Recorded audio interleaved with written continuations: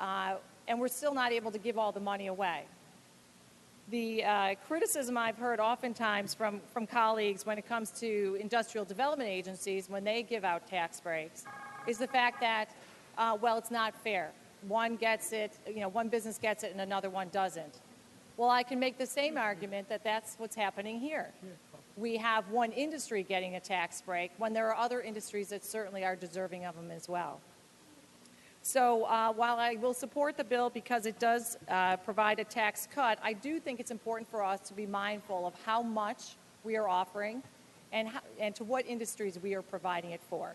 I understand that the motion picture industry is very big in the downstate area. We have quite a bit of it upstate in Buffalo as well.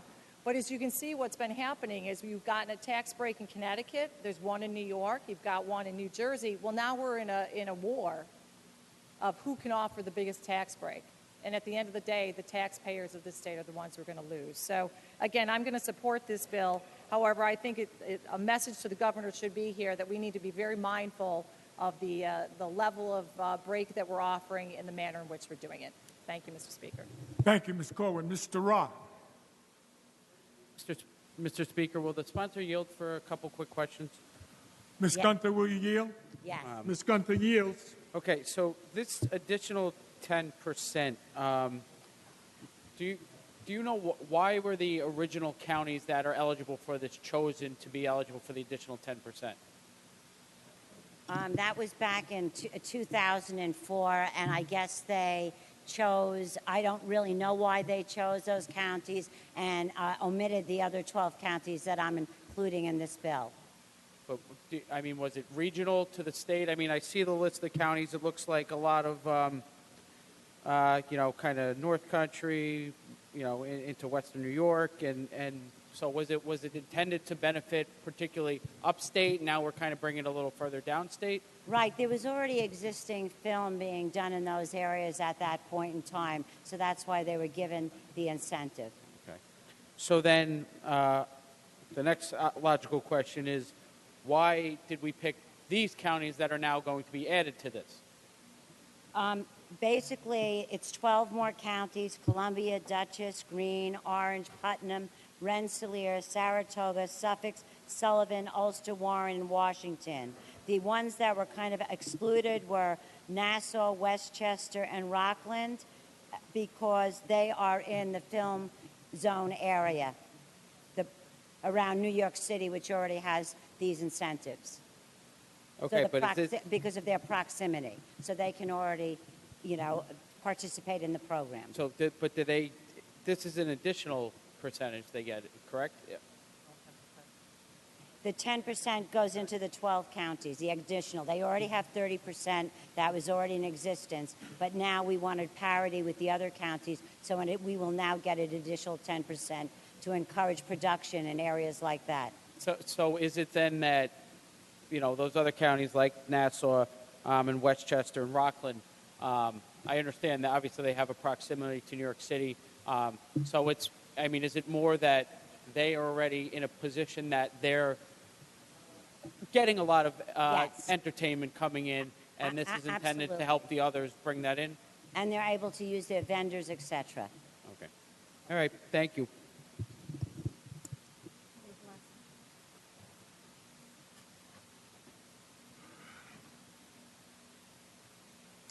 Read the last section.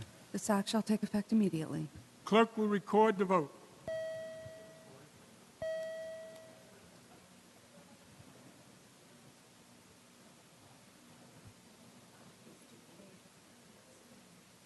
Mr. Cahill to explain his vote. Thank you, Mr. Speaker. If my count is correct, this brings to 54 counties that qualify for this credit, and it allows us to have almost an equal footing with those communities that can attract film production on their own. The communities I represent, Ulster and Dutchess County, is home to many artists. We also are just slightly, especially in the northern part of Dutchess County and most of Ulster County, just slightly out of the area that can reasonably commute to New York City. We oftentimes have discussions on this floor and elsewhere about what is upstate. Where does it begin? Well, clearly this bill tries to address some of that, and my colleague's amendment today goes a long way toward making it clear that upstate is everything north of New York City or Westchester County, or depends on where you live. In this instance, we will see our counties, along with the rest of the counties in the state, the upstate portions of the state, now have an opportunity to participate in this very lucrative field. It's not just television, it's not just movies, it's video, and it's online productions as well. And it's not just any expenses, colleagues, that qualify for this credit. It is the expenses that actually put people to work in our state. They're qualified film expenses that are covered by this tax credit, not every expense. This is not a tax giveaway in the same sense that we have seen many, many times before in many other forms and iterations on the floor here and elsewhere in the Capitol. This is an instance where we can actually grow an industry. I know there's been a huge outcry for this additional credit in my community. We didn't quite understand why we were singled out before, and I applaud my colleague. Withdraw my request and vote in the affirmative. Mr. Cahill in the affirmative. Mr. Kearns to explain his vote. Thank you, Mr. Speaker. I just want to tell everyone, in Buffalo, we started the filming of Thoroughbred Marshall, and that impact had on our community so far, we're looking at about $5 million locally, 400 crew members being hired, about 1,000 hotel rooms. So Buffalo has benefited from this immensely, and I'm hopeful that the other counties will benefit from this. It's been great to make New York State more competitive when it comes to films. So with that, I'll be voting in the affirmative. Thank you, Mr. Speaker. Mr. Kearns in the affirmative.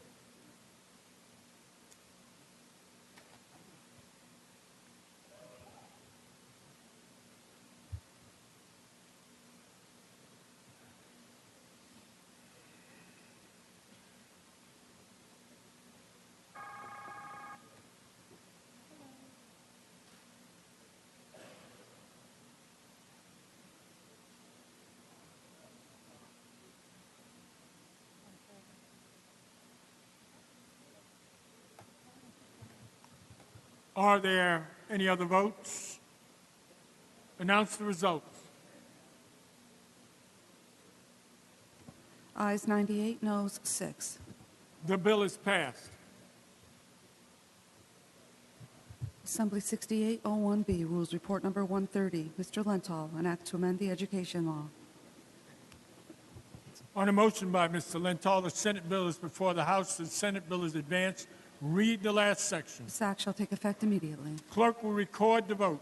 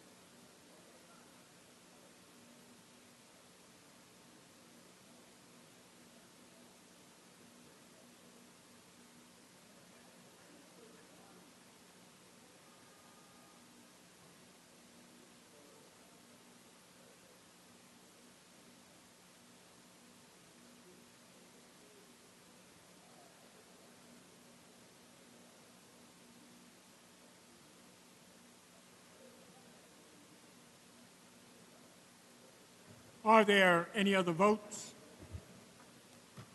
Announce the results. Ayes 101, noes 0. The bill is passed.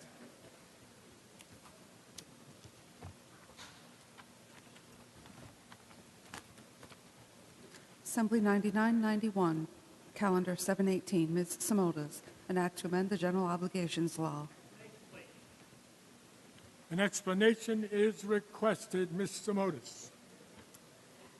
This bill would amend the general obligations law to permit reformation of employing consumer contracts in two circumstances. First, when a contract is not written in plain language, and second, when it is not wholly encompassed in one document. Mr. McEvitt. For a few questions, Will please. you yield, Ms. Simotas? Of course. Sponsor yields. The concept of writing a language, contract in plain language, is not a new one. Since 1978, as we're aware, the general obligations law already requires, especially consumer contracts, to be in plain language so they can easily decipher the bill, to decipher what's in the contract. So how does your bill differ what's currently the existing law? What this bill would do is it would allow individuals who've entered into a contract to go and affirmatively go to a court and request a judge to reform a contract that they believe doesn't make sense. Clearly, the issue here is we're trying to resolve issues about arbitration clauses. There are a lot of circumstances where there are parties to contracts who might not really understand arbitration clauses. What arbitration clauses do is force parties to go into private arbitration and resolve their disputes. I guess the biggest concern I have with the bill is that, under the contracts clause of the Constitution, a state cannot do anything which impairs a current contract. So I guess the question I'm asking to you is your bill impairing the contract, or are you just asking for the court to more clearly define the terms of the contract without substantively interfering with what that contract is? This bill wouldn't allow it wouldn't allow reformation. It would allow clarification. And if there are terms that for some reason were not written clearly in plain language, or for some reason, sometimes I'm sure that you know in your experiences as an attorney, sometimes lawyers put different terms in different contracts. It's to make sure that people have it in a single document and can enforce their rights.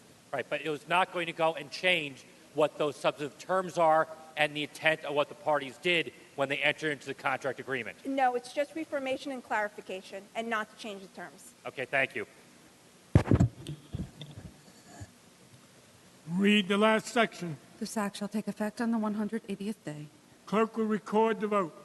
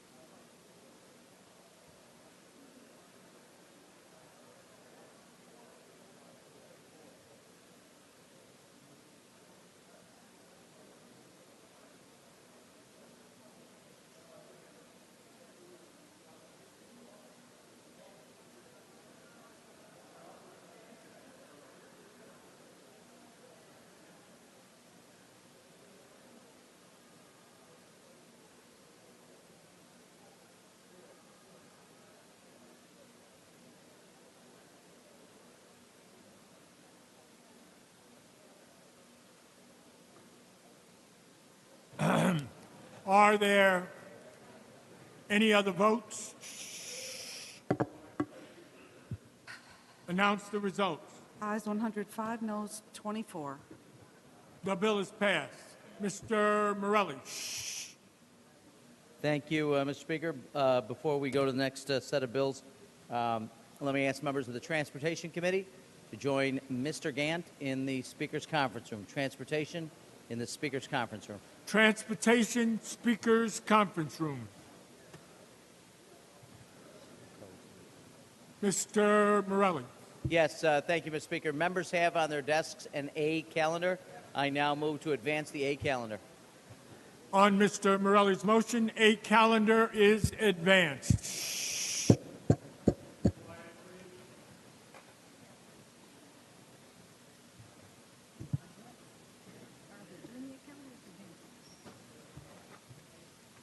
Mr. Speaker, I'll give some directions to the next four bills I'd like to take up in this order.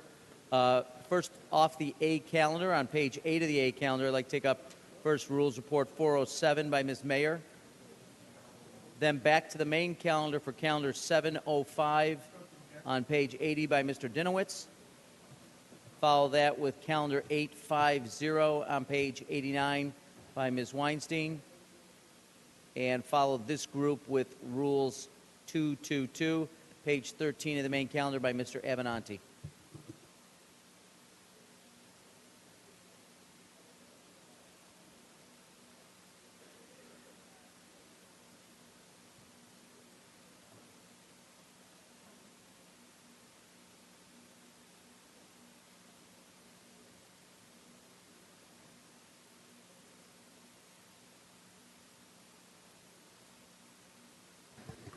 Clerk will read.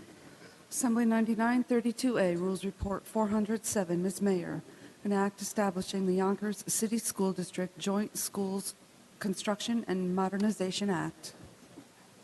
An explanation is requested, Ms. Mayor. Thank you, Mr. Speaker. This bill amends the public authorities and the education law to establish the Yonkers Joint School Construction Board, which will begin to allow the Yonkers Public Schools to begin the process of repairing and rebuilding the old and failing buildings of the Yonkers Public Schools. It's based on the model established by the legislature for Buffalo, Rochester, and Syracuse, the other big four, where a board is created to create a comprehensive plan which can finance and then begin the process of fixing and rebuilding aging schools. Ms. Corwin, Thank you, Mr. Speaker. Would the sponsor yield? will you yield, Ms. Mayor? Absolutely. Sponsor yields. Thank you, Shelley. Just really one quick question here regarding the contracts themselves. As you know, the legislature has exempted the New York City School Construction Authority from requirements of the Wicks law. And the other major school districts, Buffalo, Niagara Falls, Rochester, and Syracuse, all have had specific projects that have been exempted from the Wicks law. Is Yonkers going to be exempted as well, or are there specific projects within this plan that would be exempted from the Wicks law? This doesn't modify the provisions that exempt certain small provisions already that we've passed that make them exempt from the Wicks law. It does anticipate large projects. This entire phase one is anticipated to be $523 million. And for the large projects, obviously, they're going to be deemed public work and subject to the Wicks law. Okay, so then they would be following the same program as what Buffalo and Rochester and so on had gone Yes, through. this is built on that model. Okay, great. Well, thank you very much. I You're appreciate it. Read the last section. This act shall take effect immediately. Clerk will record the vote.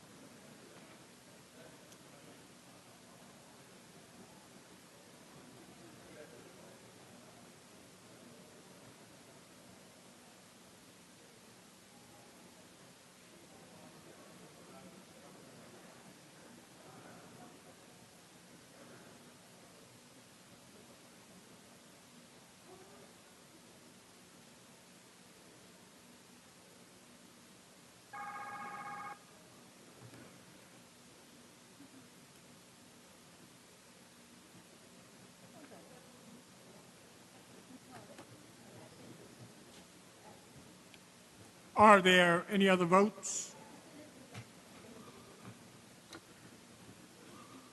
Announce the results. Ayes 98, noes 1. The bill is passed. Assembly 9545, Calendar 705. Mr. Dinowitz, an act to amend the general business law. An explanation is requested, Mr. Dinowitz. The purpose of the bill is to require companies responsible for administering a contract for consumer goods, services, or employment to disclose the existence of any mandatory arbitration clause contained within the contract and to clearly explain what a mandatory arbitration clause is. Mr. McKevitt. Yield for a few questions, please. Will you yield, Mr. Dinowitz? Yes. Sponsor yields.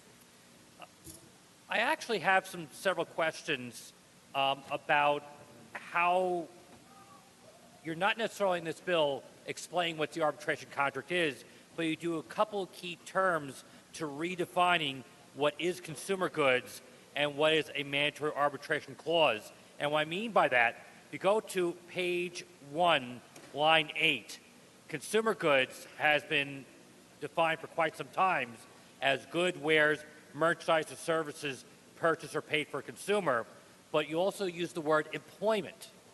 So the way I read the way this bill's been drafted is that now employment is going to be considered to be a consumer goods. Is that correct? No. Okay. Because that's how the way I read it, the term consumer goods shall mean goods, wares, paid merchandise or services purchased or paid for a consumer, or employment. So, The operative word being or. right. So when you mean employment, are you talking by a consumer hiring a person to do a service for them, or do you mean a consumer going inside to join a job and therefore being held by the terms of that person being an employee? What is meant by the term employment? An employment contract. Right. But when I mean the employment contract, does that mean I'm hiring a man to install the dishwasher in my house?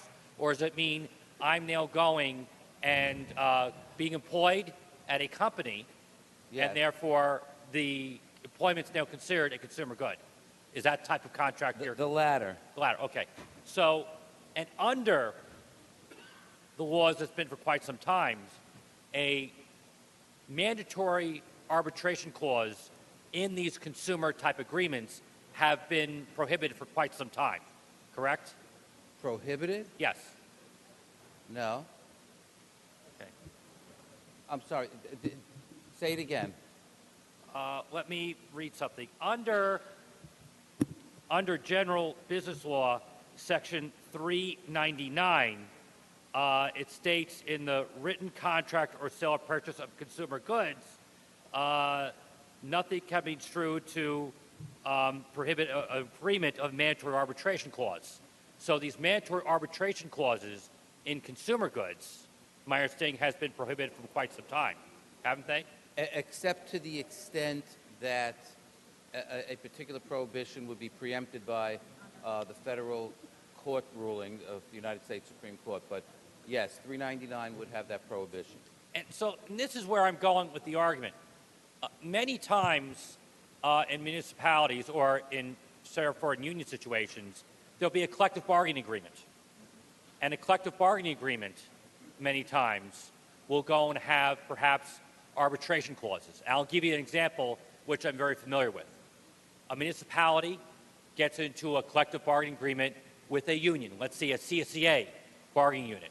And if an employee is disciplined or if an employee is terminated, instead of the employee having to resort to going to court, which would take years, they can go to an arbitration process, usually with an arbitrator which is selected by both the employer and the union. There's usually a slate of arbitrators that's previously agreed upon.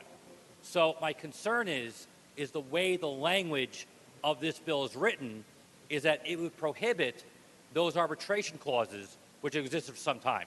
That's how I read the bill. Well, that's not how I read the bill. Okay.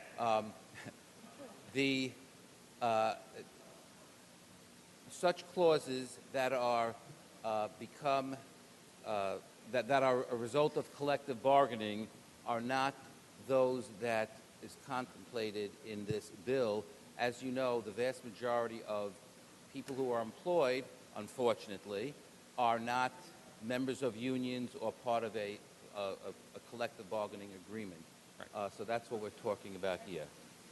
I would agree, and if that's your intent, I could certainly understand that.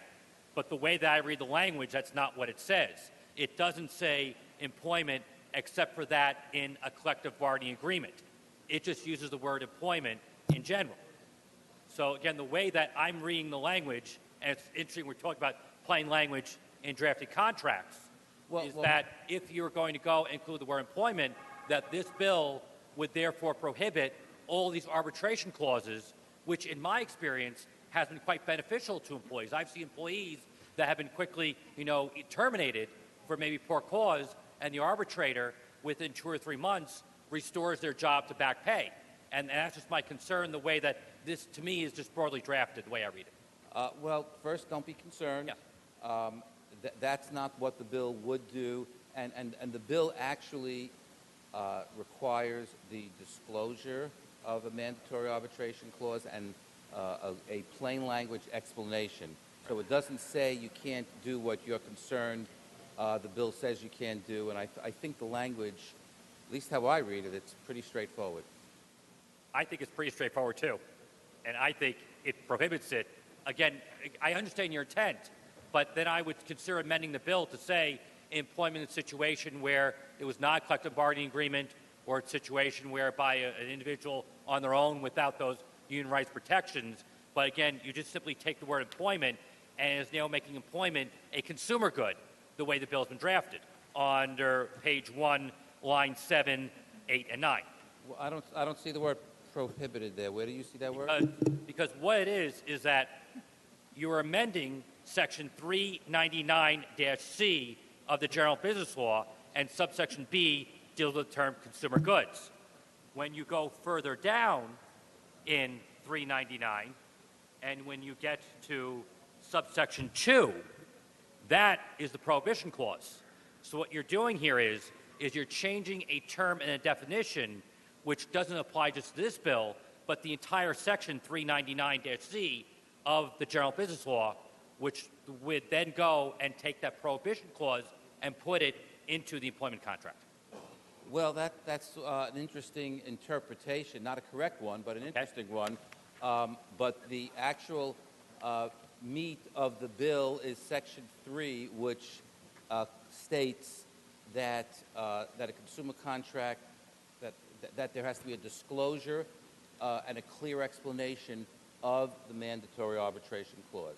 And when you look at that part of the bill, when you talk about disclosure and you talk about that must be disclosed by a representative, are you contemplating that this representative will then orally tell the consumer, or in this sense the employee, because you redefine the term consumer goods, that this clause is inside the agreement or the contract? Well, it says explain, so explain would, to me, means orally. Okay. But there is an alternate way of doing that in here, as you can read further. Right. Yes. Okay. Thank you. Mr. Speaker, welcome. on the bill. On the bill, Mr. McKevitt. Certainly I understand the sponsor may have issues regarding arbitration agreements. We can debate all day long what that entails. My problem with the bill is that trying to take existing laws, existing definitions, and then putting the employment contract into the terms of it. So now under this section, which we've had for, I think, approximately 30 years, an employment contract is now considered a consumer good. And again, those instances where, for example, again, I've been through it many years myself with fellow employees, whereby they've had a municipality, they have a collective bargaining agreement which protects the employee. It states if that employer goes, takes away your rights, terminates you, disciplines you, and it's not done wrongfully, there are two alternatives. You either go to arbitration, which, again, the unions collectively bargain for, to let those employees have the rights very quickly, or you can go to court. Go to court, take 2 years, 3 years, 4 years, the employee's out of work, lose their house, lose many considerations. So again, my point is that in some instances, arbitration clauses protect the employees and particularly protect those public employees. And again, my concern is that the way this bill has been drafted is that it now includes the word consumer goods to include employment. Again, if the sponsor has the intent of just dealing with those consumer contacts, then I would suggest respectfully that the bill be amended to include those situations and not to include the word employment generally. The bill now says is that consumer goods shall mean goods, wares, or employment. It doesn't modify the employment whatsoever. So because of that, I'll be recommending a no vote and encourage my colleagues to do the same. Thank you. Thank you. Read the last section.